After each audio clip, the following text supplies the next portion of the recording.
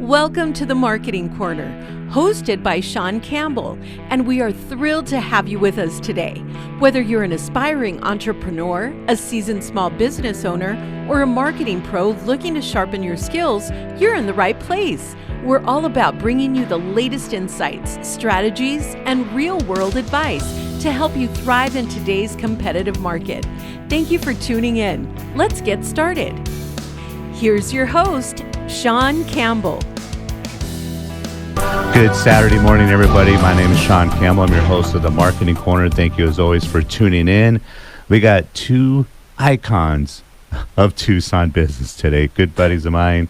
Co-host today, Bill Netherton from Professional Bartenders. Good morning, Bill. Hey, good morning, Shawn. Great to be here with you. You're just down the street, your office. Did you just skip over here this morning? Just like a football field, man. Did you bring anything to drink? Like picking up a fumble in last night's game and running for a touchdown. That's how close we are. We had a couple of very good college bowl games this last couple of nights. I don't care. I tell you what, that's exciting stuff. Yeah. If you're a sports fan, we had two great games, and the national championship should be fantastic. Who do you got, Ohio State, Notre Dame? Yeah, I'm going with Notre Dame. I got to go with the Irish. You're from Indiana. I'm from Tucson, but my parents had a farm in Kokomo, just 83 miles south of South Bend, so I'm pulling for the Irish. Yeah, I told you my dad was born in Kokomo, right? Oh, no, I didn't know that. Yeah, my dad was born in Kokomo, Indiana. I probably lost a bunch of friends and clients just now when I said I'm going for Notre Dame over Ohio State, but hey, get over it. What about you, Don Ledbetter, special guest from We Got a Guy? Who do you got, Ohio State? Notre Dame. I think it's hard to bet against Ohio State given how strong they look. But take Notre Dame to points. Not that we're endorsing betting here. No, we don't want it. For recreational purposes only. Recreational purposes only. Virtual betting.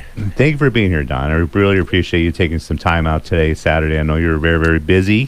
Thanks for having me. Why don't we introduce yourself to the audience, tell the audience who you are, what you do. What is We Got a Guy?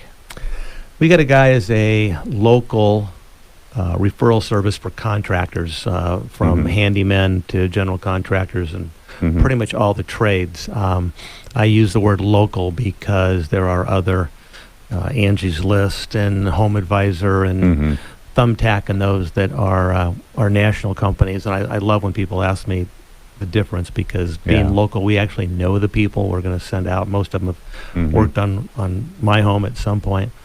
And it's just a way to, we've already done the vetting for people. So if you are looking for a plumber, let's say, you can go to the, I was going to say Yellow Pages, but that's a little old. You can Google, you can look wherever, and then you got to kind of do your own vetting. Right. And we do that. These are people we've used. A lot of them have been with us 10 plus years. Yeah. So how did this concept kind of originate? And what year did you start, and how has it kind of matured, so to speak, over the years? Started in 2008. A couple reasons. One, my mother was getting old. She was still in her home. She needed help, and I was making sure the people that were taking care of her were doing a good job, and that was iffy. And we all know that people get taken advantage of in those fields. So that was part of it. The other part was that there were several contractors that I knew personally that needed some help marketing and didn't know what to do. And that's pretty common with tradespeople. They're generally good at their trade, but marketing is not their expertise. And having somebody like me to do the marketing and bring them leads was a good fit. Yeah. Outside of, you and Bill both are tremendous networkers.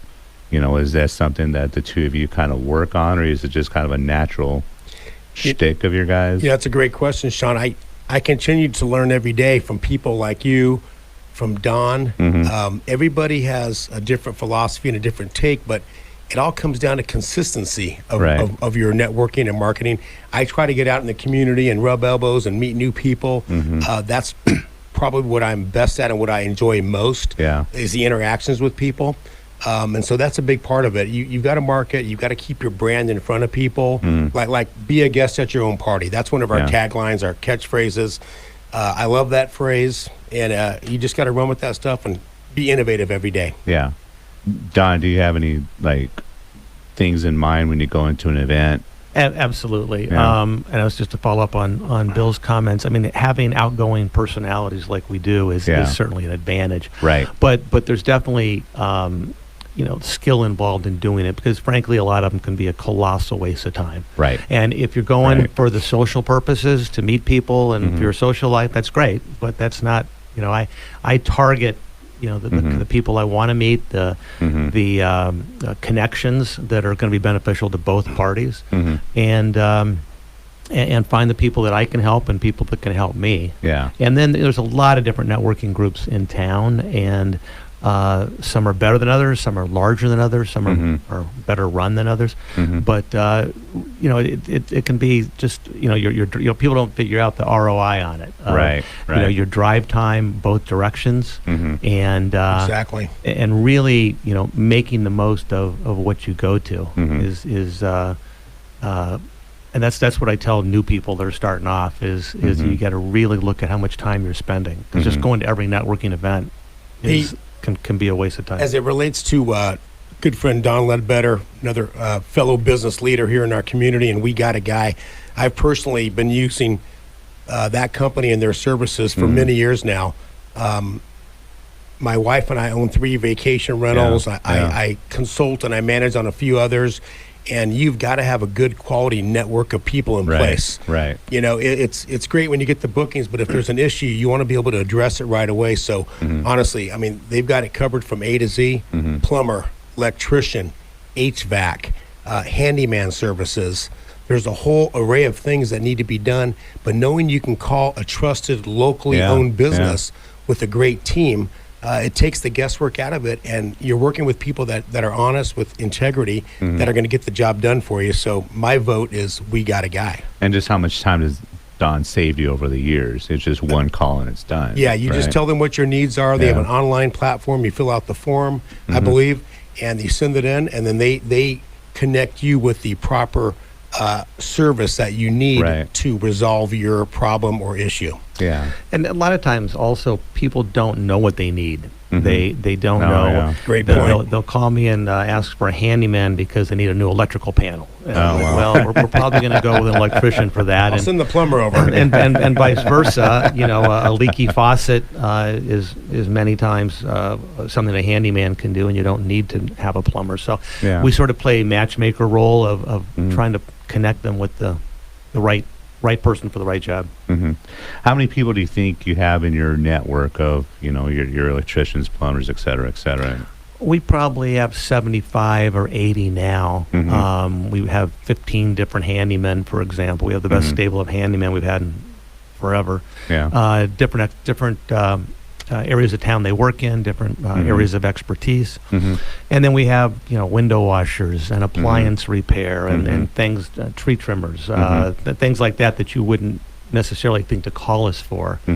But and also if we don't have it in our network, between other people I know and you guys know, we can find somebody to get you help out. You just mentioned you had the best stable of handymen. One of my questions today was, is it getting more difficult to find people to kind of roster your network, with trades being kind of more and more not in fashion? That's a great question. Just to piggyback on that, and Don will take it from there. But in our interactions and our communication, man, for a long time, I mean, they've been super busy, and it's almost like you couldn't have enough handymen on staff. But like you said, now they're in a really good space right now. They got a bunch of really good quality handymen in that specific category. And it's amazing how busy handymen are, but they're just such a necessity here in our community for an array of things that need to be taken care of. When COVID hit, we became crazy busy because everybody was home. Everybody saw what was wrong with their homes. They're staring at their walls. They've got money to spend because they haven't been out to eat or travel. So that really, and that's still, it's not like it was, but it's still, they're busy. And frankly, if somebody's busy, that's a good sign. Right. If you find a handyman, unless he's just starting his business, if you find a handyman that's not busy, I'd take a look at that and figure out why, because there's just so much work out there for those kind of people. Just out of curiosity, we got about a minute left here. Have you been more or less busy? Not taking one side or the other, guys out there listening. more or less busy since the election. Has the election caused any uptick or maybe downtick?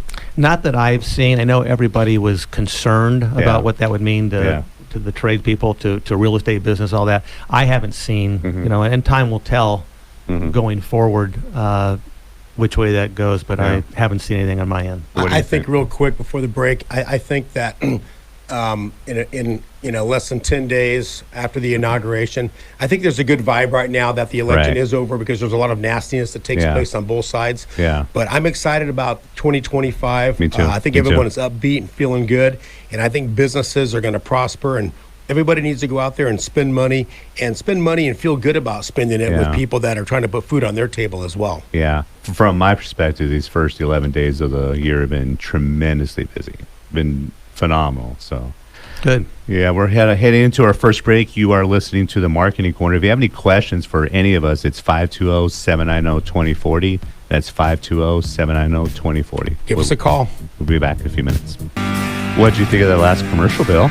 Dude, that's the first time I've heard that commercial. I like it a lot. It's fire, isn't it? It's pretty cool. Yeah. It's got a good vibe to it. It makes me thirsty just thinking about it. Hey, before we go on, I just want to say something. Just with all the fires and stuff going on in California. I don't know if you guys noticed my hat today. A friend of mine that I met back in your hometown of Kokomo, Indiana, my friend Jason, he actually lives in Mississippi now, but he's a volunteer firefighter. And I wore this hat today in honor of all the first responders and firefighters and all these people that are going through so much, and it's just starting. I mean, it's just starting. The news cycle after a couple of weeks is probably going to lose the story, which often happens. But these people, it's never going to be the same. But I wanted to just be mindful of those people and how fortunate the rest of us are here in Tucson. And it's all about community and family. Yeah, thank you, Bill. That was how I wanted to kind of bring that up, but I have not done as eloquently as you just did right now. So, Don, in getting back to some of the your business, We Got a Guy. If you don't mind, tell the audience some of the things that you think you've done pretty well as far as, building We Got a Guy, and maybe some of the things you're like, you know what, I kind of misstepped when I did X, and this, whatever. So, well, being a small business, we don't have what I call Jim Click money, so we're not buying full page. And we love Jim Click, by the way. Yeah, absolutely. We're not buying full page newspaper ads and a lot of that. So getting the bang for the buck is critical, and start off with your help and guidance. Social media is huge, and the other thing we've done, and which has kind of gone hand in hand, is also email marketing, which may not be as big as it was. I'm not qualified to answer that question, but for us, it was really successful. And it wasn't necessarily a newsletter per se, right? But it's the consistency of it. Right. As I know you preach that a lot, and rightly so. It's the getting a blurb out, a little reminder to check this, a reminder to tune your air conditioner, or a new service we have, or a cute puppy. I mean, it's a matter of staying in front of people and being top of mind, because people aren't thinking about a handyman until they need a handyman. You're right. And I think for us, the combination of the social media and the email marketing, along with the other thing for us has been the home shows, the big home show. It was Saba. I'm not sure the company running it now, but that's been a home run for us as well. And the other thing I wanted to throw in here was in regards to the networking. One thing I wish I'd done better. We've done okay with it, but that is building the database. Whether that's a mailing list, an emailing list, a Facebook or LinkedIn or whatever databases you use, and probably should use multiple ones.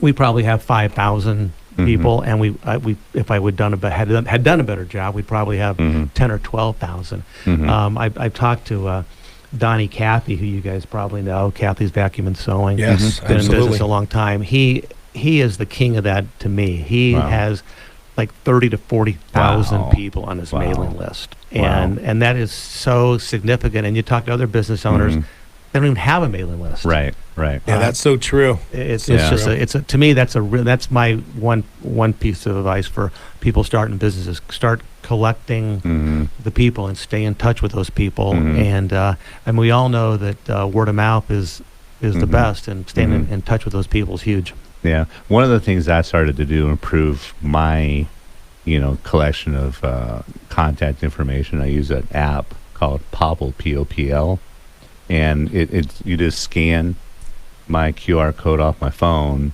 then you send me your information, then you get mine, right? So it's more automated, because typically, I'll be honest, even with business cards, I tend to lose them or just throw them away without really. Why couldn't we have invented that app? I know. You're sitting on a beach right now, sipping on a pina colada or something.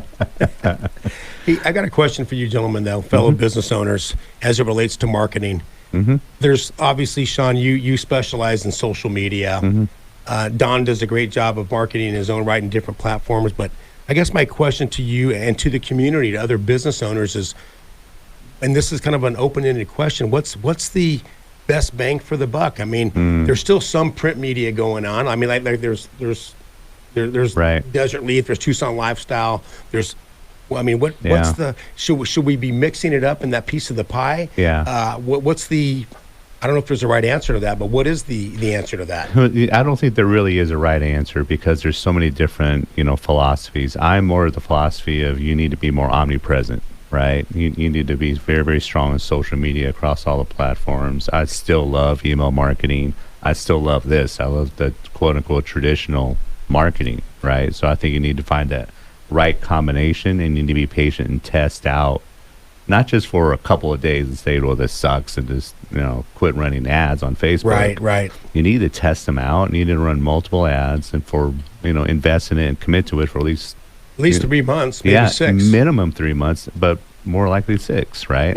So it's a tremendous question but some marketers on the flip side of this believe that you should go heavy into one platform only on social media and just dominate that one platform, right? So I can see pros and cons for each one.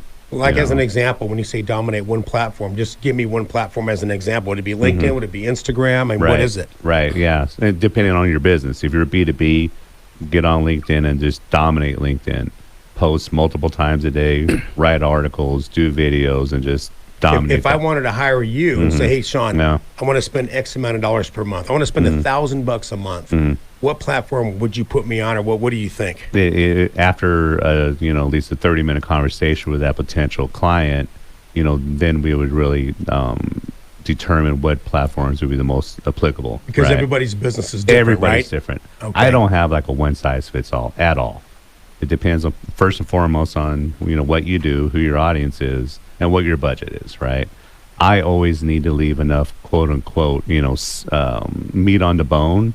Because if I need my clients to run ads, hey, we got to run $200 or $300 worth of ads this month. It's not a big deal. Right. I'll just say one more thing on that point is, and I've said this to people over the years, I don't mind spending money to make money. Yep. As an example, let's say I'm spending $1,000 a month, but I'm bringing $2,000 a month, and I don't really care what that initial number is if I'm getting the return on the investment. Right. But if I'm not getting it, as a small business guy, man, we got to pull the plug on it because we just don't have that kind of money. We don't have the Jim Click money. Yeah. Well, one thing I want to add to that conversation is, I'm surprised how many people don't do this, but that is because it's so obvious, is tracking where your calls are coming from. We ask, when we get a call, the first question I ask is what's your name? And the second question is, how did you find us? Because that's absolutely huge. Yeah. Looks like we got a call in from Charles. Charles, you got a question for us? I did, and it's right along the lines of what you were talking about. Talk about perfect timing, but for you, not me. But I'm not terribly involved. I'm a business owner. I'm not terribly involved in social media. I do have LinkedIn, and I do have a Twitter account. Don't use either very, very much. When I use LinkedIn mostly is when I'm looking for someone. I look them up on LinkedIn and then send them a message. But other than that, I don't know. And I also don't know. I don't have Twitbook or InstaTwit or any of that other stuff. And I don't know how to use it. And I don't know how to measure. If I were to use it, how do I measure that whether or not I got business from it? And I can listen to the answer from that on the radio because I'm sure it's not just a simple answer. Yeah, it's a tremendous question. Thank you for calling in, first and foremost, Charles. It's one of those things, again, if you're going to commit to Well, first, I mean, how much does it cost to post something on Facebook, Don? Nothing. Nada. Yeah. So Just your time, just your time, which is an investment. Yeah, and I bet if Charles was with us right now, one of the questions that I'm sure he meant to ask as well was, what do I post? And Charles, depending on who you are, say you're a realtor, say you're, a car mechanic, whatever that is, you got to provide value and information to your audience. And as counterintuitive as it seems, if you're a mechanic, and I say this all the time, if you're a mechanic on social media, post value and information, how not to see you all the time. How to check your air pressure, how to check your belts, how to check the fluids, et cetera, right? Position yourself as a leader in your industry, Charles, by providing value and information. And especially here in Tucson, Don, you're a genius at this. You post so many community-related stuff. Yeah, he does. You know what I mean? So not only does Don, give us tremendous value and information, but he's also very much part of the community. So are you, Bill, right? You're always posting community-related stuff on your... I need to do more. It's just, like I said, it's a time investment. Yeah. And I think the thing is it's consistency. Right. So the message is there consistently. Correct. And when people see you consistently, then you're top of mind. Yeah. And the way you'll know, Charles, if it's effective is, one, you got to commit to this for at least 6 months, right? Build up a following. You got to be engaged in if they're commenting on your post, you got to engage. You got to follow up with them. And after you provide value and information and community stuff, maybe every 5 to 10% of your post, you're asking for the sale.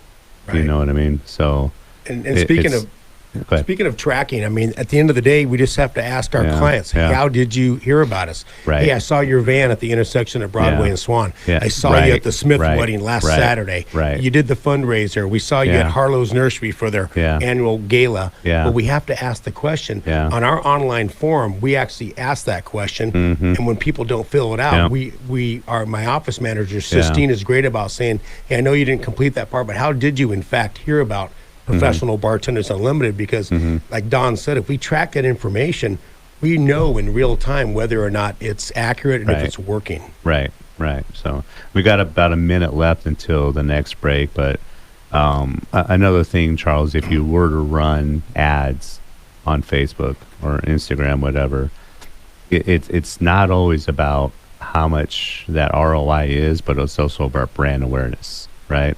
It takes about 25 impressions, meaning someone's going to see or hear your business before it finally sinks in, especially with all that other noise out there on social media. You're not just competing with other people in your industry.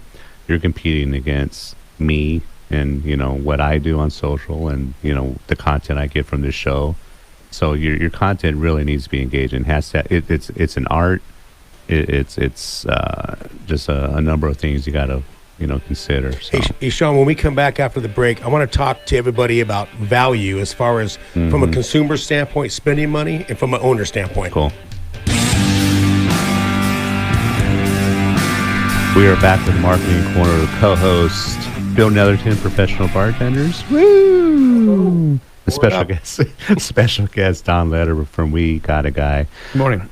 What did we want to? We're talking about value right now. So, look, we're all the business owners listening out there and all the consumers. Even though the three of us doing the radio show this morning are all business owners, business leaders, we're also consumers. And what I wanted to chat about was, we all need to purchase goods and services ourselves in all these different categories. And, we had to write a check for a service the other day. And my wife, Judy, says, oh, my gosh, you kind of grimaced at the amount. I said, honey, I want to shift our philosophy. When we write a check to someone that we like, that we trust, whether it's a plumber, electrician, whatever the category is, we should write the check literally almost with a smile on our face, because we're contributing to our local economy. We're working with someone that obviously is in our home or whatever. It's a trusted source. And let's be grateful for that business owner, knowing that they have to pay all their bills and put food on their table. Yeah. So that's the perspective from the consumer. And then from the owner's standpoint, we need to try to find the right spot where we're charging enough for our services or product so we can remain relevant here in this community. Yeah. I have, you guys know my struggles the past 4 or 5 years. If I was to tell the public what those struggles were, which I won't do now, obviously, they'd be surprised I'm even here still standing. But the fact of the matter is, you have to stay positive and you have to wake up and perform every day. And on that note, my company philosophy now is just every day's grand opening. You be excited about what you're doing. When you get a call to do a gathering, whether it's 20 people or 2,000, be excited about that. It's like going to Las Vegas. Every day's grand opening. Yeah. We got a caller on the line, Meg. Yes. Hi, my name is Meg Beer. Hi. I sold radio advertising for 10 years in Los Angeles, and I just wanted to add a little bit to your... Good morning. Yeah, I wanted to add a little bit to the conversation and for things for people to think about. When you talk about... Well, first of all, I should say I think that you're right, and people should find a lot of different ways to try to reach their potential customers. You talked about word-of-mouth advertising being golden. I agree with that, and that's usually from friends or family telling you about a good experience they had with a company. But word of mouth is just that. It's what you heard from someone. They're not flashing you a visual message. And telling your story is also, an audio message that you receive. So radio can be very targeted in terms of the type of audience that you're reaching. People of a certain age or type are going to listen to a certain program, and that makes it really a wonderful way to add to whatever else you're doing. The other thing I wanted to say is that when advertisers are looking to find out what's effective for their company, instead of just asking the generic, how did you hear about us, people are more likely to think of the last thing that they saw or say, oh, I just heard about you from a friend. But instead, if they can say, hey, do you listen to the radio? Do you read this magazine? Or do you read magazines just generally? It can be a better way of targeting in on what might help them reach more customers of the kind of customers that they want to reach. Meg, question for you. You said you're in LA selling radio time, right? Yes. What's the biggest difference you've seen from LA and Tucson? Well, Los Angeles is the number one radio market in the country. Yeah. And that's because people are driving in their cars all the time. Good point. And now, but this is before, I sold radio before social media was even a thing. So, and even at that time, it wasn't a good idea to put all your eggs in one basket. So you don't want to just advertise in one place or another. But we were recommending it as part of a mix of things that you do. So whatever you choose to do or to try out, I'm just saying that it's one thing you might want to consider. People may not listen as much in their cars here because the drive time isn't as large as in Los Angeles, but I'm listening to you right now at home. Yeah. There are certain programs that I choose to tune into, and the people who choose to tune into certain programs are very loyal listeners and loyal customers. Yeah. So, Great point. Yeah, I appreciate you calling in, Megan. Feel free to call in anytime you want to. Any Saturday, you got some advice for us. Just that was tremendous. I really appreciate your calling in, Meg. Thank you. Okie doke. Thanks for having your show. Have a great day. Yeah, that was awesome. That was cool. I liked it.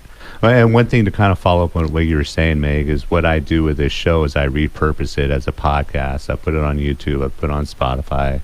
This is on video, even though you're listening to us on radio now. But I clip up that video into 10, 12, 15 different, clips, little teasers, so to speak, to kind of promote the show as well. So that's one of the things that I think you got to do is be able to repurpose your content in this era and make sure you get the best bang for your buck. What do you think, Don? Well, I thought of something I wanted to add to the word of mouth conversation. We've mentioned that several times today, and she mentioned it. Couple things that I strongly, and I certainly applies for my field with contractors and whatnot, but it probably applies to any business. If somebody gives you a referral, recommends someone to you, the two things that you should ask, one is, have you used them personally? And have you used them in the last 6 to 12 months? Because referring someone a painter that they used 14 years ago Great point. is not helpful. Yeah. And this drives me nuts on social media and next door is another one where somebody says, I need this, and then there's 75 Right. mentions, and you don't know if it's their out of work alcoholic brother or you know what's going on, and that's I can't stress that enough. Yeah. Is ask if they've used them personally and have they used them recently. Yeah. During the break, we were talking about how large.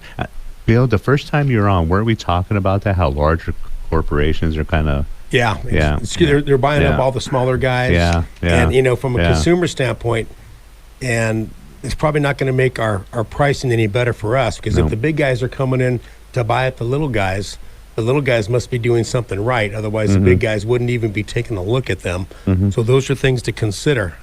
Yeah. I met a gentleman last night, a little shout out to Pete, who owns a local dumpster company, and he was saying a lot of his competition are being bought up by more regional national companies.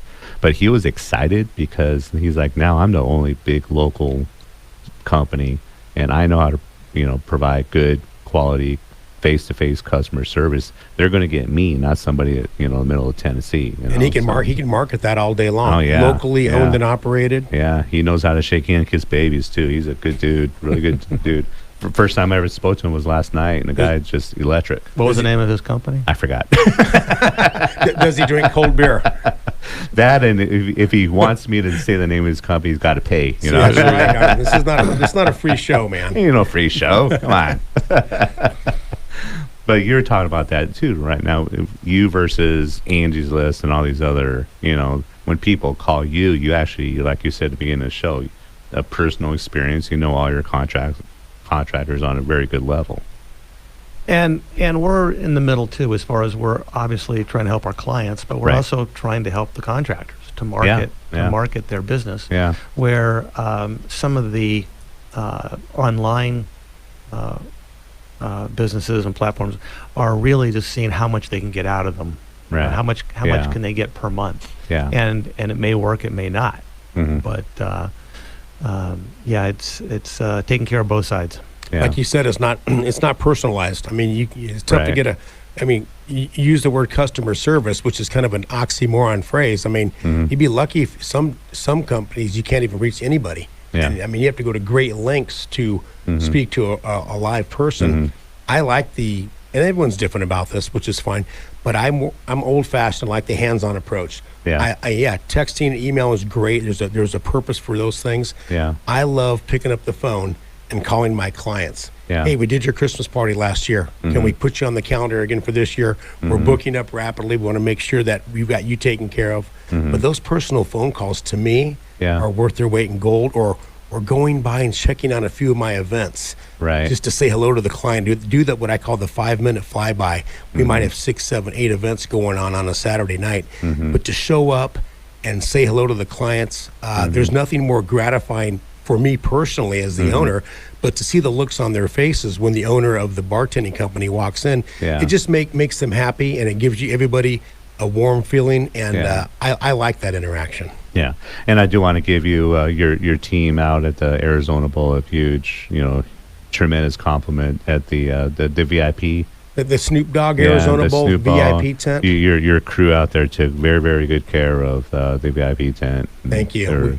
Everybody was ecstatic and just having a great time in that tent. We beefed up the staff this year because the last couple of years that VIP tent has been killing it. Yeah. And we just said, listen, let's get everybody served in a very timely fashion and keep things flowing, as they say in our industry. Yeah, we got about a minute and a half left until the last segment. I told you, Don, this goes by fast. No doubt. Yeah. I was kind of disappointed because I was hoping this was your first radio show ever. You could pick on me? Yes, I could pick on you a little bit. For some reason, I was thinking that too, but obviously he's very well versed. Yeah. He's probably done more shows than that you and I put together. Well, he's a couple weeks older than us too, just saying. Yeah. You're, 42 now? Yeah. Sure. D, all the above. I'll go with that. Yeah. You are listening to the Marketing Corner. We're heading into our last commercial break. If you have any questions for us, the number is 520-790-2040. That's 520-790-2040. And this last segment, we're going to have a little fun. I got a few curveballs to throw at Don and Bill. So I hope you got your A game. Yeah, it seems like you guys have your A game today, but we'll see. We'll give it a shot. We are in the last segment of the Marketing Corner. My name is Shawn Campbell.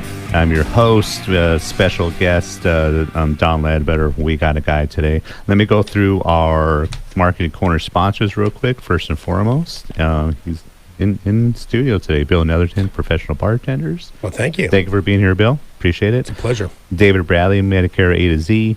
Candace Seaton Photography. Real quick, last week, her and I did the hot seat. Had a tremendous turnout, and ironically, we were talking about traditional marketing versus digital marketing. It was a very interesting discussion. So thank you, Candace, for always doing that with me. Danny McPadden, Last Bridge Media, phenomenal videographer. Mark Weiss, Sales Performance Strategies. Juan J.D. Delgado, who's going to be in studio for his first co-host appearance. He's going to have Don Zavis on, so that should be very interesting. We have no idea where that's going to go. You can go anywhere. You can go anywhere. You can go into aliens. You can go into whatever. Van Halen. Who knows? Jose Oliver, Awakening Minds, and Mo Russo, a good buddy of mine, executive and business coach. Thank you all for your support. And as I mentioned, next week is Juan J.D. Delgado from Roofs Are Hot in studio, along with a special guest, Don Zavis. The next hot seat, in case you're wondering, is going to be the February 5th. And I'll have more information for everybody next week on who our panelists are going to be. You guys ready for your curveballs? All set. All set. Well, you've got the Dodgers jersey on, so apparently you're ready. Yeah, and I more so it's the Ohtani jersey. So, what are you guys, your biggest goals for this year? Are you guys goal setters, first and foremost? And what are your biggest goals this year? What is you're going to hit in 2025? Okay, that's a great question. First of all, I'm excited about 2025. Mm-hmm. Look, there's always areas that all of us can improve upon. Mm-hmm. And personally and professionally, I have a laundry list of faults, I think, in my life personally as a person. I have a lot of deficiencies as a business owner, even though, by the way, gentlemen, and Tucson, my 41st year in business right now. Yeah. So super grateful about that. But no, just waking up excited every day about life. Health is number one. Mm-hmm. Health and happiness, mm-hmm. and we have to put our time in to be healthy. Gives us more energy to have a more positive outlook on things. Just interact with other business people, and I need to do a better job of listening. I'm more of a talker than a great listener, so that's one area that I can improve upon greatly. But there's so many areas that all of us can improve upon, and that in and of itself will fill up your days to make yourself better and more active and more successful here in my hometown. That's one of the reasons I appreciate you so much. Even though you've been in business for 4 decades, you still recognize that, hey, there's some things I could do better. So I that's one of the many things I appreciate you about, Bill. Thank you. Many things. The job over those years, on many occasions, have driven me to drink. There's so many times where you probably haven't realized it, but after hung out or whatever, just inspired, just thank you. Energy is just there. It's important that we all support and lift each other up, and especially in the business community. I mean, it's anybody that's never owned a business, they don't know, but all of us business owners, man, it's a tough job. Yeah, it's a tough job. Yeah. To answer your question, I do some goal setting, but I think going into this year, really reevaluating everything we're already doing and trying to where can we make better and where can we make improvements on that to give better customer care, faster follow up, right? And we are always recruiting new contractors. Yeah, that's a big thing because they retire, things happen. We like to help out new people that are starting businesses. Somebody that's worked for a plumbing company for 25 years and now he wants to start his own business. I love to work with those kind of people and help them get going because you get off track and as a new guy you can really go down the wrong road. So I think just tweaking what we're already doing is probably pretty important thing for this year. Yeah, that's something that I do. Once a quarter, I reevaluate everything because things in my industry are changing all the time. It's very, very fluid. So I was just doing this yesterday. I was re-examining all this stuff that I have kind of automated through the AI that I use, and it was just okay. Now I could, retool a lot of the things, and it's just a matter of doing it now. So. One of the things that that reminds me of what Don said as well is there's a lot of folks out there that have worked for other companies and they start their own businesses, and they're a great plumber, great electrician, whatever their field of expertise is, but they don't know how to run a business. Right. There's a lot of moving parts there. Don and I have a lot of experience in that department, and we're both available. I mean, I like to pay things forward. Yeah. So if anybody ever wants to reach out to Bill Netherton, they can do that. I'm more than happy to sit down and have a conversation with you. Don is a wealth of knowledge as well, and then that's the part of us that we can do consulting in that area to help people. That just aren't good with the front office part of it or the back office, however you want to phrase it. But that's such a vital part of any small business, and you've got to make sure that that's organized.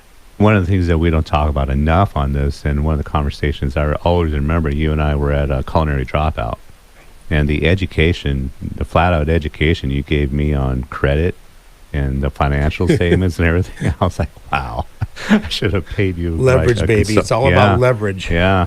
Yeah. So was that something that you taught yourself and kind of learned over the years?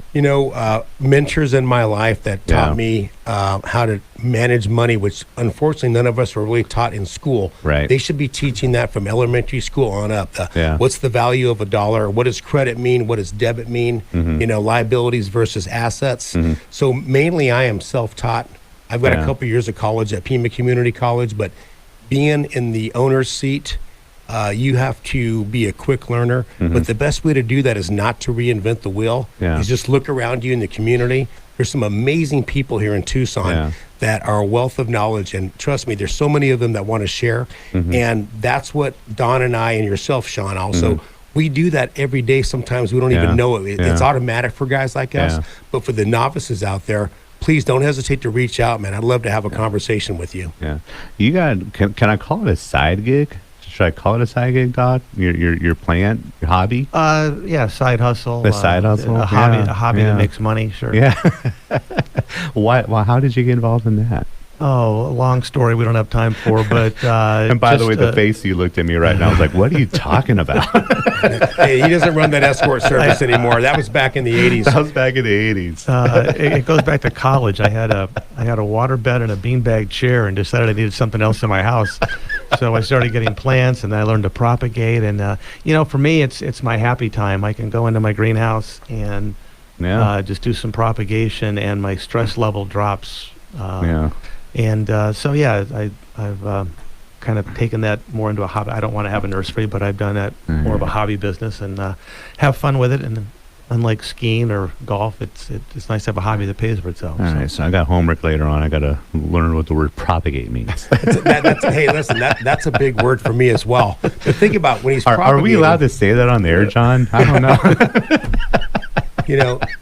Speaking of his greenhouses, I mean, think about all the oxygen. I mean, these plants in trees, they put off lots of oxygen. It's a healthy atmosphere. Yeah. It really is this happy place. I've been over there before. Yeah. And it's his personal space. He loves it, and he's good at what he does. Yeah. John, and thank you for being. I forgot to thank you. I'm going to have that's good karma when I thank John first and foremost. John's doing a great job. I love coming in early. We talk a little shop, and right. Yeah, so he tells me when I'm doing well and what I can improve on every week. So I appreciate that. So, you guys are both big U of A fans. Yes. Yeah. What are some of the things that you take away from our sports program, good or bad or indifferent, that you think that could help us as business owners? I know that's kind of an odd question, but what do you think we do well? What do you guys think of the NIL? Wow, now that's going to get deep. Don, you go first. Well, the NIL is